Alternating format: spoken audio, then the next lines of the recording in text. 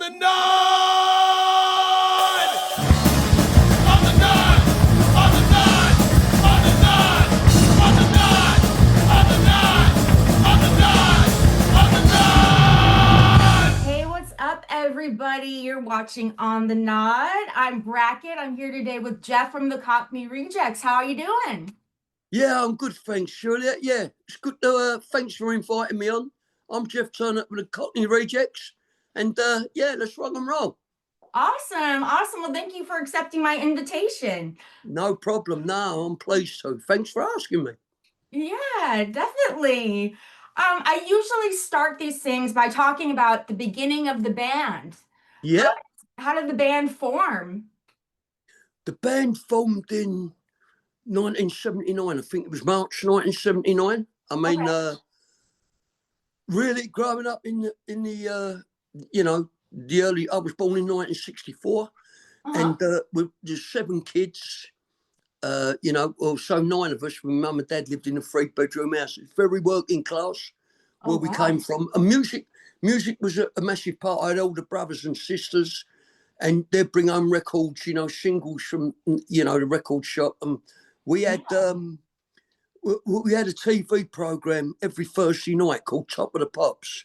It Right. was really the only one as a kid, and you get half an hour of the chart hits at the time. There was a lot of crap in there, but then interspersed with that, you got obviously David Bowie, T-Rex, Slade. So you had a Yeah. lot of the glam stuff, and then beneath that, we elder brothers were buying more of the hardcore stuff at the time. Early 70s acts like Zeppelin, Deep Purple, Black Sabbath, and all that stuff, and Nazareth, early Queen. So Right. that was all, albums. When your older brother went out, you put them on the turntable and play Yeah. them. So there was a big love of, music. Me and my brother Mick, who formed the band, we was amateur boxers, and we did fairly well. So we were steeped in that.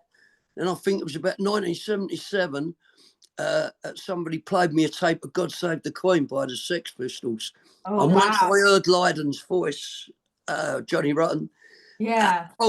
you didn't have to be Pink Floyd or Emerson, Lake and Palmer and be very middle class and be able to play, a great virtuoso maestro musician. And you heard that voice and the sound that was coming from the streets. And it gave a lot Right. of working class kids a chance. And you thought, yeah, I can have a go at doing this. And most of us did.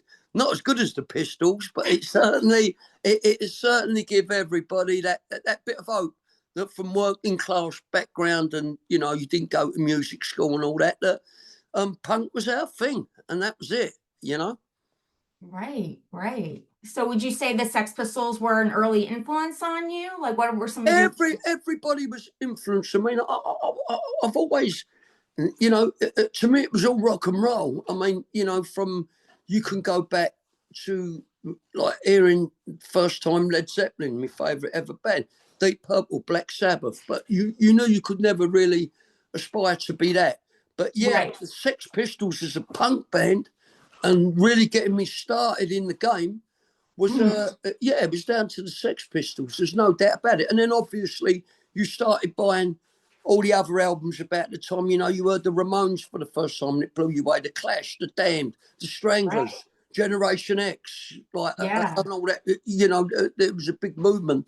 It was a punk movement, and also at that time, being born in East London, and in London, I'm telling you, 77, 78, 79, you could any night of the week. You could go into London, you had the Vortex, you had the Marquee, you had the 100 Club, you had the Lyceum. If you went to Hammersmith Odeon, you could catch a top band any night of the week, whether it be Wow. a Black Sabbath, whether it be the Damned or the Clash or a lot of the smaller punk bands like, the Radiators from Outer Space and that. You go and watch Mhm. a band nearly every night. Obviously, we had to keep it to once a week because we didn't have the money. We was relying on your mum and dad's pocket money. And then Right. hearing the Pistols in 1977, then Mhm. 79, my brother got an old guitar and he tried to learn a few riffs. And there was a classroom in a school in Plaistow, and we wanted to form our own punk band. I was 14 at the time. Brother was 17, and we got a fella who could barely play the bass. I was going to be the drummer, but I was useless at that. So I was put on the vocals because my brother said, "There's a spot here in the band," and even though I couldn't sing a note, I made I made the most of the talent. Well, not having a talent, you know, and that was it. We started there in March 1979, 3 of us in a little school, and in October 79, so you're going 7 months on from that, only playing 3 or 4 ever gigs. We were signed to the biggest record company in the world, which was EMI. Yeah. So everything happened very quickly. Wow, that's amazing, especially for like a punk band to get signed that quickly. Yeah, we got signed quick. It was making a lot of noise, and we had a very good friend in the press. I mean, it was all influenced then by the music papers. The music press in England, you had the NME, you had Melody Maker, Record Mirror, and the best one of all was a magazine called Sounds, and that wrote about every genre, you know, from the new wave of British heavy metal to heavy rock. And then you got to think, in the late 70s, you had mod, you had punk, as I say, you had heavy metal, you had ska, you had everything in that span. It was really a fantastic time to be in music. And I think after the demise of the Pistols, I think EMI were always looking for, you know, an uncouth, raw, like working class punk band. And they stumbled across us, and Gary Bushell, who was the main feature writer in Sounds, managed the Rejects for a while, and he had a big influence on getting us signed to EMI. So we signed to them. It was good for a while, then it all went downhill, as it does. Oh no. yeah, that happens. Like, you know, you ain't got a big shelf life when you start in a punk band like that. Right. You're looked at for a big record company. They look down on you. We were kids. I was 15 when I signed my contract, 4 albums, didn't have a clue, still at school. Wow. And they're just going to take you for what money they can. They're going to promote you to be big for a short period of time. Then they're going to drop you like an hot potato. Wow, that's a shame that they did that. Yeah, there's a lot of other things that was going on at the time as well. I mean, we wasn't exactly conformists, jettisoned into the music game. I mean, there was a lot of violence at shows. We was part of West Ham United and the ICF football hooligan firm, and a lot of that transported over to gigs. 50% of it our fault, of course. We was who we was. We walked the walk, talked the talk, and anyone who got in our way, we let them have it. And then it just got a bit too much for EMI. We was too real for them. And in 1981, I think it was, they sacked us. 79, we signed the contract, done our 4 albums from. 1981, we were sacked due to an incident involved with a fight outside the offices where a plainclothes police officer joined in, and he got filled in, and they said the behaviour's too bad. There's a lot of court cases and that. You got to go. So, you know, you can't look back and moan at these things. You're kids. You're still learning your way in life. And, you know, these things happen. But, you know, come back from having nothing. I mean, our record deals were worth a lot of money. We signed for our first album, 1979, £25,000. And then after that, it went up $5,000 an album. So 30,000, 35, the third, 40,000. So it was a cumulative deal in 1979 of about £140,000, which, of course, when an horrible manager got in there to manage us and took everything, we never see nothing, you know. It is the way it is, but everything's meant to be in my way, you know. And so it's all, but as I always say, it's not the destination, it's the journey. And luckily enough now, after 46 years of it, I'm still on the journey. Yeah, that's incredible. That definitely is an accomplishment. Yeah. So what you say, most of the songs that you guys write are about working class and everyday life, pretty much? That was basically it. I mean, you know, I've said this a lot of times before. You had the Clash and the Pistols. They was older than us. The Clash were very like politically motivated. Fair do, that was their thing. The Right. Pistols, Johnny Lydon was a very intellectual fella from a working class background, and lyrically he was fantastic. It was more an anarchistic thing. I mean, we were kids on the football terraces, so my idea was to put West Ham United, our football team, on the map, because we was over there getting nicked, getting arrested by the police, fighting, doing the wrong thing. So, and you know, we come from a socially deprived area of London. I'm not saying we was living in rags and stuff like that, but it was socially deprived, East London, and it was a big dock community. And so we was singing about the things that we was doing. It was no bullshit. It was, you know, about fighting, thieving, getting arrested, football fighting, and that's how we felt. That's what we sung about, because we was doing it, and we was very heavily involved at the time. So that's the way, and I think that resonated around to a lot of other, you know, shone a light for a lot of other working class kids as well, from deprived areas all around the world, basically, to do what we were doing. So we were trailblazers in a way, but it's good that trail can blaze. Yeah, definitely. I mean, speaking of trailblazers, you guys basically started Oi, right? With your song Oi, Oi, Oi. Yeah. I mean, it's yeah, started Oi. Okay, and that's fair enough. But I'll be brutally honest with you.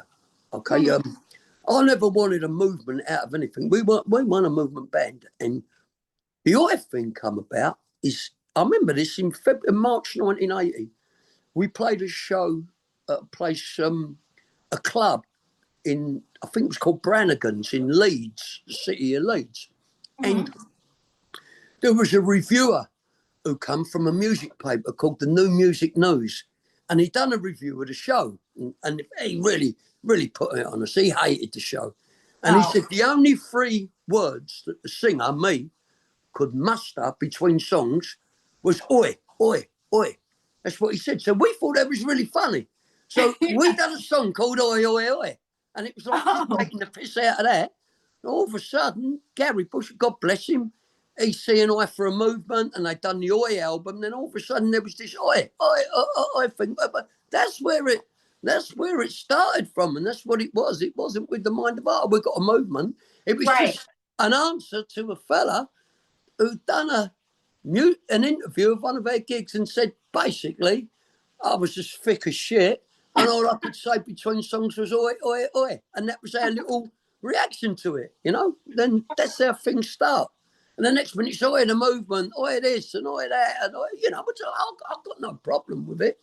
You know, but it's I think there's a lot of myths out there how things start and what happens and this, that, and the other. But that's the God's honest truth of it.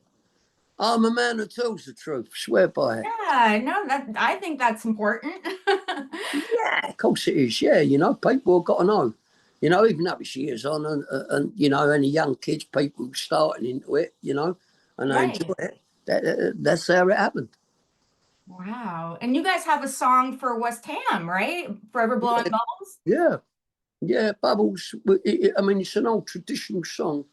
I think it first come out in about 1912 or something like that. I'm Forever Blowing Bubbles, and it was sung over West Ham football ground since then. It was like their anthem.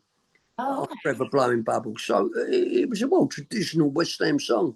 And in 1980, when the band was riding high, we was lucky to get to the FA Cup final, which is massive. It's pretty much like your Super Bowl, you know? And it was the FA Cup final. It was the biggest showpiece in the country, and West Ham got to the final. And there was another group, I mean, world famous, it was on EMI, called Iron Maiden. Wow. Yeah, and they were saying, we're West Ham supporters, which was a load of old bollocks.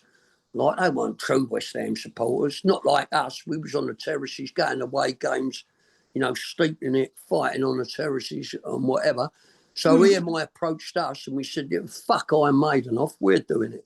So as we did, and we done the version of Bubbles when we got to the cup final and won it. We did it on Top of the Pops. It got in the charts. But in that time, it's very, very tribal in the UK. You know, you're thinking with the football scene and different subcultures and genres. And we was on Top of the Pops, watched by probably 12, 13 million people in our West Ham shirts, giving it all that. And then the tour that followed that, we was playing in naughty places, you know. You're going to Wales, you're going to places like Cardiff, you're going to Birmingham, you're going up north. And then obviously the locals, they took umbrage to that. And I don't blame them. And then that's where the violence come from. Because you had a lot of football firms wanted to do the rejects. They were just going to scalp us. They knew we'd be playing in their backyard with maybe 12 of us, 13 of us. But we fought fire with fire. We didn't care. We weren't scared, and we took on all comers. We didn't always win, but we took them on, and then that led to infamy, and it led to the band getting banned, you know, from a lot of places. And the record company, shit, EMI, I didn't even know we were selling thousands of records in Europe, all over.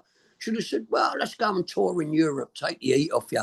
But they kept ploughing us around the same circuit in the UK.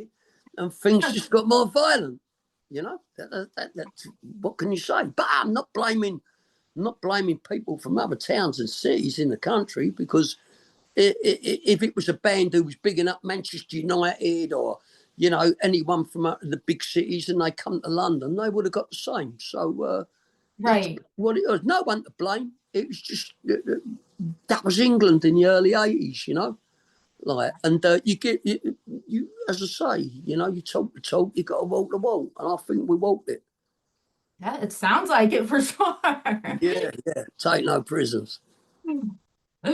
Definitely. So how would you say the scene has changed since you first started? I mean, you've seen so many different eras, like, you know, from the 70s until now. What would you say is kind of different? Everything seems to me a lot more calmer now. You know, not as political as it was then, because a lot of the old thing got roped in with this supposed right-wing shit, which was a load of crap. It was a load of rubbish. I mean, and in the late 70s, 80s, there was a lot of right-wing, really ultra-Nazi stuff about, and they was destroying gigs by Sham 69 and the Angelic Upstarts and stuff like that. But when they didn't have any opposition, they come to try on with the rejects and say, our following, mate, we was different. You know, we was black, white, we was boxing boys. You know, we didn't suffer no shit, and we battered the crap out of them. They didn't give us any problems.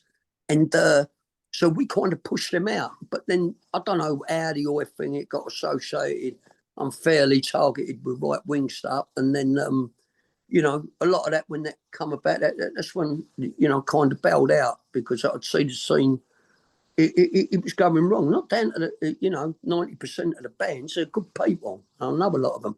But I think now, coming back and playing, it seems to have calmed down a lot. Now I can go and play in Leeds. I can go and play in Manchester, wherever. I don't get no bother. Everybody's grown up. You get a lot of youngsters at the gigs. I mean, the rejects, we go all over the world. Over the world. And yeah, I wouldn't do it if I was playing in England, Leeds or Manchester. I wouldn't sing Aunt River Blowing Bubbles, because it'd be an insult to local people. It could start problems. But anywhere else in the world, people expect you to play that. And you got kids, no matter where you've been, where you are in the world, decked out in West Ham stuff. And you might get the odd punch up if you put a gig, but 95% of gigs is great. It's zero violent free. There's youngsters come in, there's old people, and I see it's more of a family thing now, and it's calm. And people are there to come to see the music, you know, come to see the band, hear the music, not to see the listen to the music. And it's, I think that's only a good thing. And I think that's how it's changed. But there's still young bands coming through and stuff like that, you know. As I say, it changes. Years ago, you had a record company, you had to sell loads of records.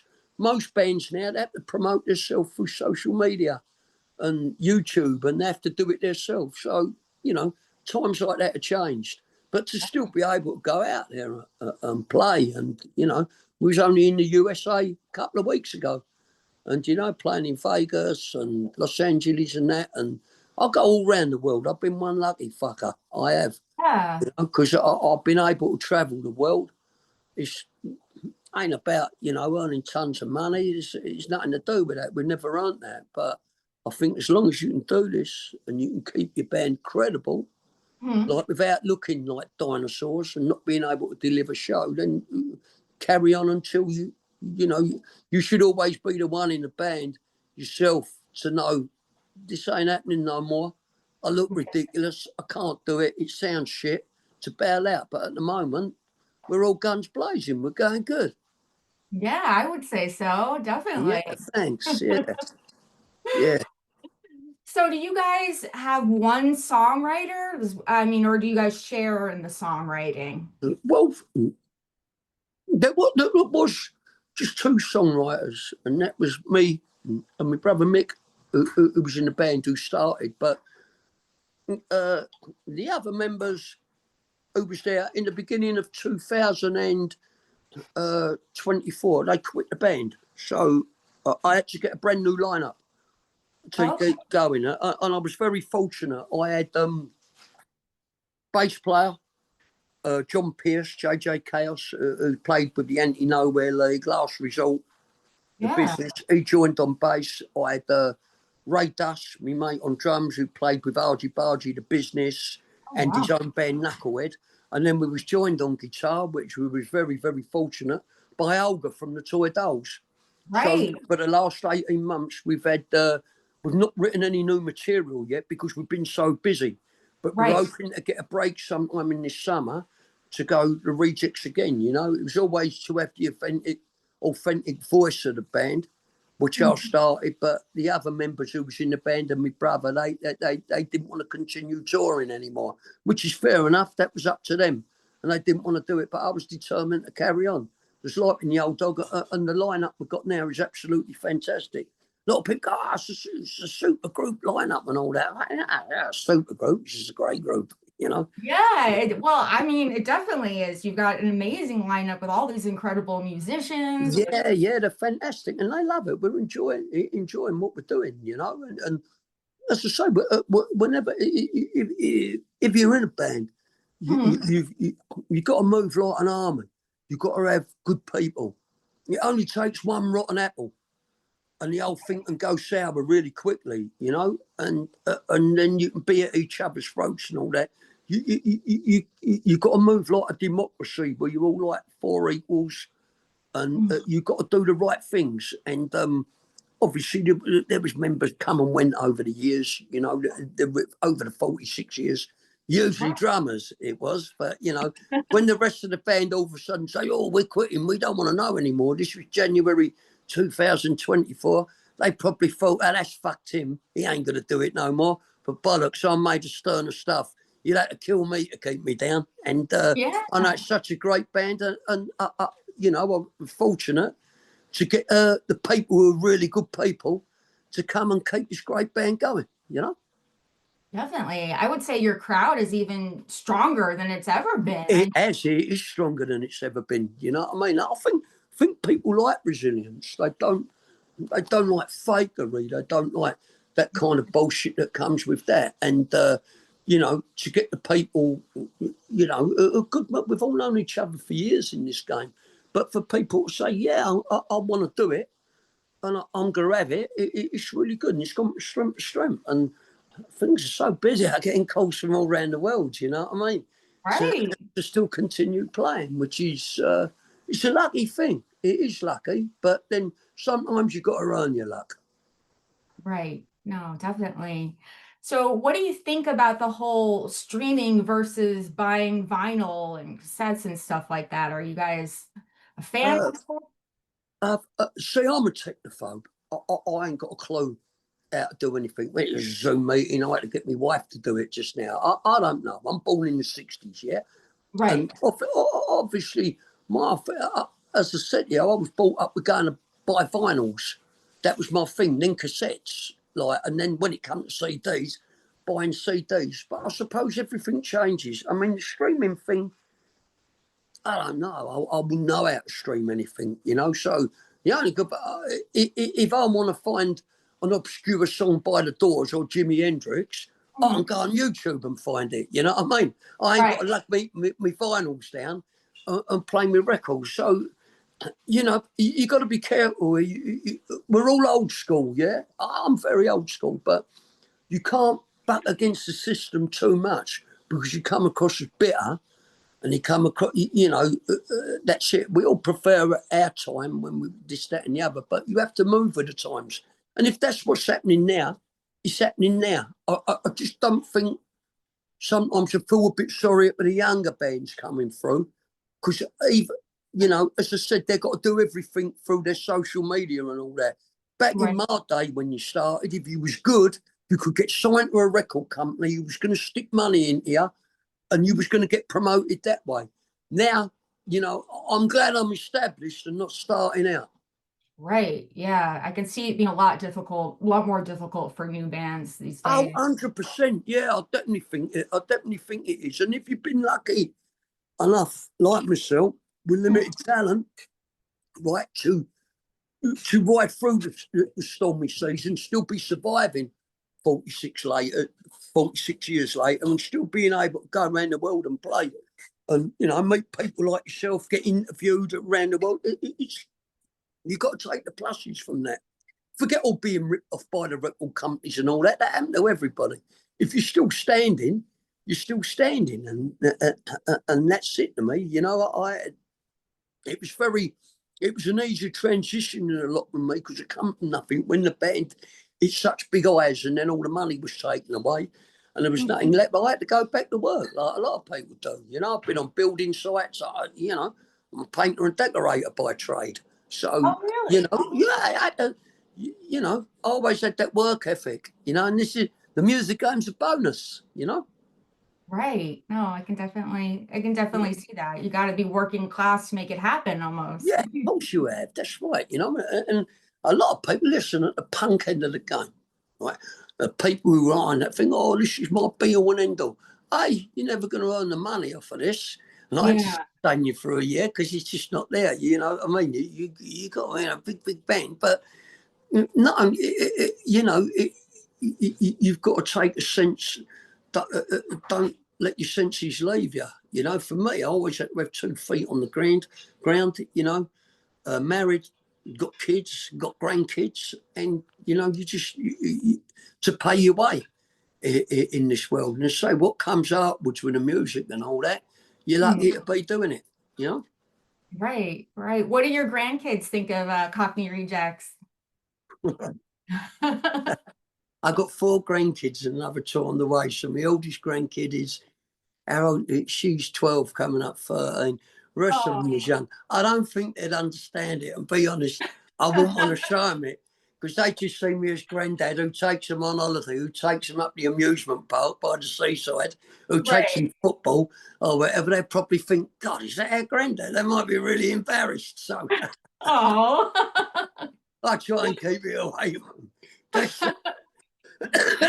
Good old granddad jumping around on stage like a lunatic, shouting his head off. They might think, I don't know, like might even scare them. That's funny. So are you listening? What bands are you listening to right now that you're really into? I don't really listen to a lot of new bands. I don't really listen to a lot of music. I mean, if I have a YouTube night, I'll be perfectly honest with you. I'll delve back into the bands. You know, if I'm not listening, I was 70s punk rocker. I'll be on the Stranglers, the Buzzcocks, and all that. But my roots it really goes back to a cross between American and British bands. You know, I'm a massive, you know, fan of the Stones, Queen, The Doors, Jimi Hendrix. You know what I mean? That Led Zeppelin, Purple, Free. That's my kind of thing. And then you know, even folk stuff. You know, like Simon and Garfunkel, stuff like that. Because I kind of at that age now where I like to listen to something and it takes me back to my childhood when I was growing up. You know what I mean? I'm not a forward-thinking visionary. like that, you know. So the punk band, I've never been 100% to relax. If I was in a bar and I was putting, you know, punk music on and it was from America, it was, you know, bands like Agnostic Front and all that, I'd be, yeah, fucking great. I'm up for it. Really good. And that's, if I'm indoors, like, it's, you know what I mean? I'll go back to me, you know, a lot of it, you know, American bands as well in the 70s. You read about them in the music papers, and you had to save your money. You had to buy, I'm talking about when I was 12, 13, and buy their albums that had to be imported because they wasn't on general sale in the UK. Bands like Aerosmith in the 70s and ZZ Top, bands in Boston and bands like that, you know. I loved all that. I got an ear for all kinds of music, you know. So, but I think in England, at the minute, with the US scene, I don't really use, but there's a couple of, you know, there's 3 or 4 really good young bands who are making their way, like the Barstool Preachers, Risky and the Ridicule, Tear Up, are some of the bands in your scene and that to look out for. And I hope they go on to, you know, do bigger and better things, that they get that chance. Because it can be with the punk scene and the punk festivals, the Rejects included, that, you know, a promoter will play it safe, yeah, because he'll say, like, the kind of same bands I know who are going to draw, be it, you know, Cox Barrett, the Rejects UK subs, Anti-Nowhere League and all that, which is fair enough. Promoter's got to make his money. But my fear with that is the younger bands coming through, you know, to get a real high slot on one of these punk festivals, maybe that's going to bypass them. And I hope that's not the case, you know. I hope that the young ones are given their chance so they can carry that torch when all us old fuckers are gone, you know. Like, Right. so that's the secret of it. But it's just having someone to believe in it, because I would imagine every year that you pass through with the older bands and all that, the pool diminishes a little bit, you know, because I've seen the Rejects 30 times, I've seen the UK subs 50 times, you know, so you just got to hope that younger blood are given like a fair opportunity and a good crack to make it, you know? Right. Definitely. Like you said, to carry the torch and keep it Yeah, on. that's right, you know, and there are good young bands out there who can carry it on. There's good Right. young bands, so it's just them being given a chance, you know what I mean, to play one of the punk festivals. There's so many punk festivals now, but to be given a higher slot, because you've Right. already got the audience there. If they've got a higher slot, they're not playing at 4 or 5 o'clock in the evening. Put them up near the fucking top, you know, and let them show what they can do. And that'll bring more youngsters into it. And it keeps the pot boiling. It keeps the game alive. Right. No, that's true. You know, speaking of the Doors, I always considered Jim Morrison to be kind of an early punk, you know. Yeah, you have took the words right out of me, Matt. I've always said this, and obviously was in California the other week, and I was saying to Olga, and I said to me, Jim Morrison was the first punk rocker. That's what I always I'm thought. glad you said that. You're the only other person who said that to me, and that's great. I've Really? considered him, he was rebellious. He wasn't Yes. exactly had a vocal range from the gods. He wrote what he did. He lived within a square mile of Hollywood and Laurel Canyon, where he Right. just went around bumming on people's couches. And let's face it, he used to play on stage with an army of police every side of him, waiting to arrest him. Now, you can't get more punk rock than Jim. Yeah, yeah. And yeah, fair play to him. I'm a massive fan of the Doors and Jim Morrison. You're looking at trailblazers for punk. I'm no disrespect. I wouldn't look to Iggy Pop or someone like that. Nothing against him. I'd look to Jim Morrison. I'm with you on that. Yeah, definitely. Definitely. Yeah, That's yeah, interesting. I have talked about that with other people and they don't really yeah. see it. So I'm glad you see it.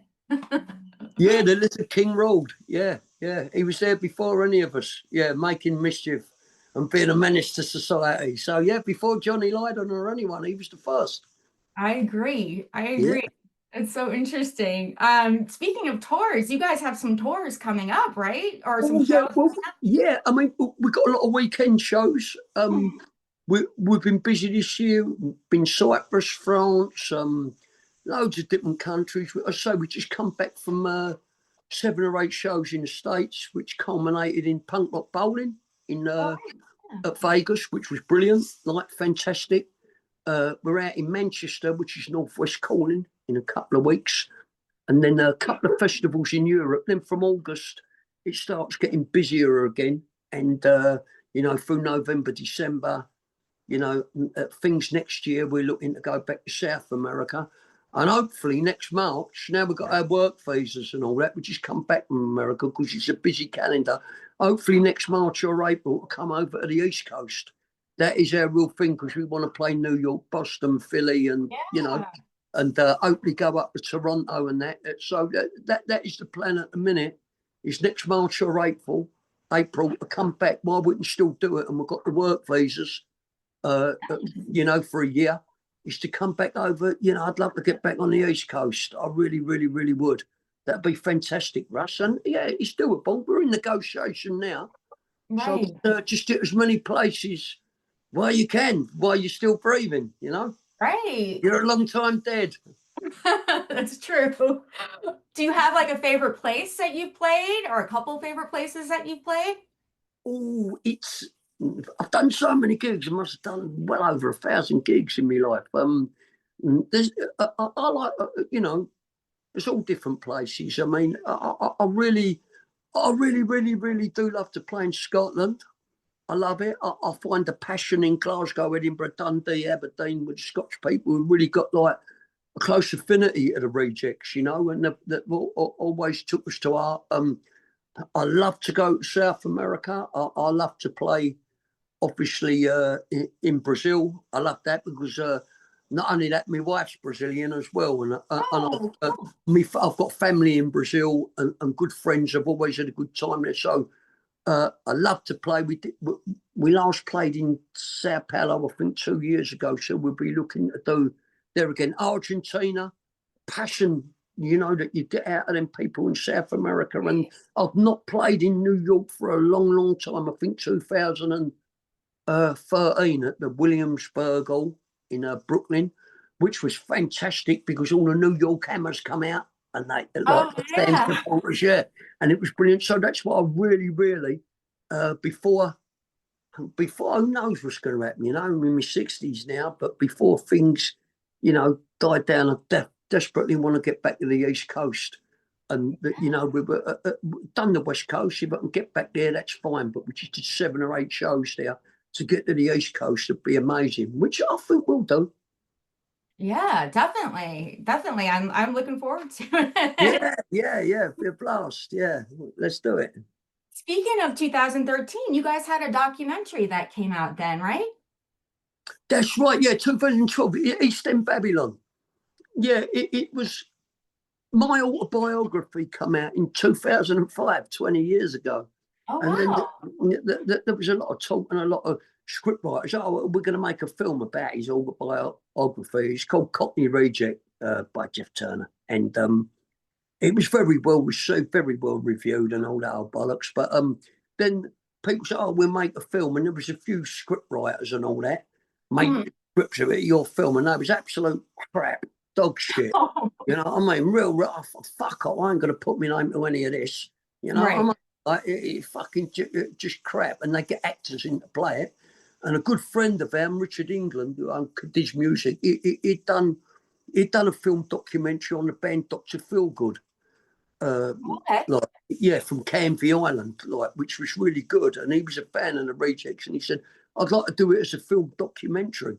So we said, yeah, that's the way to go with it, so it's real. And that's the way to do it. So it's really out there. And people can get the stories. It's like a social commentary as well, without no preaching, no political preaching, because I'm not one of them who likes to bring politics into music. It's not from it, but from a social standing of where we come from and, what our life was like. I mean, my dad was about 49 years old when he had me, and it was a different thing. My grandfather fought in the First World War. And my father done 6 years in World War II. He was in 39 to 45. So, and then all of a sudden, you got your boys in a punk band and, the docks around, East London and all that. So, yeah, it was a good thing. And I'm glad it come out. It was something that needed to come out, but I was glad it was done in that form. So it was real. and it was you know, not like fucking actors playing it from a script, and it would have been totally wrong for that to happen. And when I got a couple of scripts through from some writer, like fuck it, they went straight in the trash can. You know what I mean? Rubbish. Yeah, bullshit. Yeah, I can't see you guys being played by actors. The documentary seems much more you. No. They'd never have got it. Yeah. They'd never get it. It's like they done that Lonely Boy thing, that one of the Sex Pistols, and I made Johnny Lydon right. It was full of bullshit. It was crap. Like, Yeah. I mean, I'll make him right with that. I mean, that's just my take on it. A lot of people might have loved it, and if they did, fair play. But for me, I don't think that's the right way to do things. But there you go. Now it's like that shit film they made of Motley Crue. Oh, we smacked things up. We took loads of coke. Fuck me, the Who were doing that fucking 30 years before them. So who cares, you know? Yeah. Yeah. That's true. That's true. So we're expecting more shows from you guys, and you said you're going to be working on new music too? Yeah, we hope to do that. I mean, with the band as it is, there's such talented members, I think we need to try and put our own stamp on something. But I mean, going back to how it was in the first days, in 1980, for my first two albums, to make good, like, punk or sing-along, working-class, catchy songs. Now, the trick is, I first went in a recording studio when I was 14, 46 years ago, and made them standout albums. I'm a 61-year-old grandmother now, so you can't say that it's going to be good, but we'll be the first to know to try something. If it's shit, we'll just bin it. We won't do it. But if it's good and we think, yeah, that sounds decent, then we'll put it out there. So it's good because it gives you a new lease of life. It gives you a new chapter. I think when you're in a band for 40 odd years and you've got the same members, your music gets stale as a fucking 5-week-old fucking loaf of bread. It really does. It gets stale. But I think with new impetus and new people and people that I really respect, I'm really glad to be working with. Yeah. I think that you've got a chance of getting something out there decent, you know? And if it's not, we'll be the first to know. But, you know, you've got to try it. If you don't try, you're cheating yourself. Oh, I agree. I mean, I'm excited to see what you guys would put out because Yeah, so am I. Oh, I'm excited and worried. Yeah, gonna go, you know, excited and worried. But because the trick is, when you're 14 or 15 and you're fighting at the football, you're getting arrested by the police, you've got court cases, you're going to sing about them things, what affects you. Now, if you're in your 60s, like I am, I'm happily married, I've got kids and grandkids, do you, you know, you can't sing about things that you're not doing. I think that's a bigger sellout. Yeah. You know, you've got, oh, look at me, I'm over the football and I'm fucking hitting people and I'm running riot and I'm not. So like, it's so it'd be very interesting to see your take on what you write about, you know. Definitely. And if it's a pile of shit, I'll be the first to know it. I mean, that's true. Of course. Yeah. That's very exciting. So where can people buy your merch and your music? You guys have a website, right? Yeah, I'll ask my dear wife Raquel. Raquel, where can they buy our merch? On the Cockney Rejects? Yeah, www.cockneyrejects.com. Yeah, www.cockneyrejects.com. They can buy official merch off the official Rejects website. Okay. And Alright. music, because all our albums obviously were bought out on various record labels like this. So I expect people would have to stream it, you know. They can buy albums and different stuff from Cadiz Music online because they're repressing old, like, you know, a lot of Rejects back catalogue, and they're good people who I can trust. Where I don't mean EMI don't exist anymore. I think they was bought out by Warner Brothers.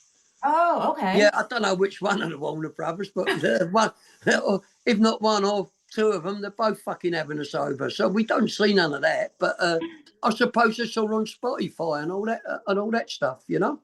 Oh, definitely. Yeah, Greatest Hits Volume 1. Yellow vinyl. Yeah, Yellow Vinyls, which was the Rejects breakthrough album, chart album, our first ever in 1980. Yeah, the Yellow Vinyls and all that stuff's on sale at Cadiz Music. Okay. Okay. Cool. Cool. Because I want to make sure people know where to buy your stuff. Definitely. Yeah, great stuff. Yeah, thanks. Thanks. Of course. Of course. Is there anything else you want to talk about before I let you go? No, I'll just say thanks, Jennifer, for giving us a chance to come on your great channel, and it's good. Give me a list of the names that you're interviewing people, and you're keeping it relevant, which is great. So thank you, and to more people like yourself who do these podcasts and YouTube things and all that. I think it's a great way of keeping the game alive, and just for everybody who's followed the Rejects over the 46 years and are still following us. I don't call them fans. That's bullshit term. Supporters and friends. I thank everybody very much, and hopefully we've got 2, 3, maybe more years in us left. So when we come to your city or your town, check our website, our Facebook, our Instagram, and all that, and come and see the band. We've still got it. Trust me. I bet. It sounds like it from everything that I've been hearing that you guys are the best. Yeah, I've hyped it, but now, you know what I mean? I've got to stand up to it. But no, it's all pretty. Yeah, all good. Awesome. Well, thank you so much for coming on the show.